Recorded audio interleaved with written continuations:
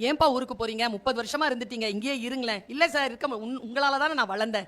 என்னை விட்டுட்டு இப்படி போறேங்கிறீங்களே, நான் என்ன பண்ணுவேன்? இல்ல சார் பொண்டாட்டி பிள்ளைங்கலாம் பொண்டாட்டிக்கும் வயசாயிடுச்சு, எனக்கும் வயசாயிடுச்சு, குழந்தைங்க வளர்ந்துட்டாங்க, ஊர்ல போய் ஒரு வீடு கட்டிட்டு இருந்துடலான்னு பாக்குறேன் சார். சரி ஒரே ஒரு ப்ராஜெக்ட்ல மட்டும் இரு என்னோட. ஓகே எவ்வளவு நாள்? 90 நாள்டா. 3 மாசமா? சரி பட்ஜெட் கொடுங்க. அந்த பட்ஜெட்லாம் பெருசு இல்லை சார் அப்படின்ட்டு 38 நாளே வேலை முடிச்சிட்டாங்க. முடிச்சுட்டு சாவி கொடுத்துட்டான் சார். அவர் சொன்னார் ரொம்ப நன்றிப்பா, 1 மாதம் 3 மாதம் ஆகணும், 1 மாதம் 8 நாளில் முடிச்சிட்டேன், சூப்பர்.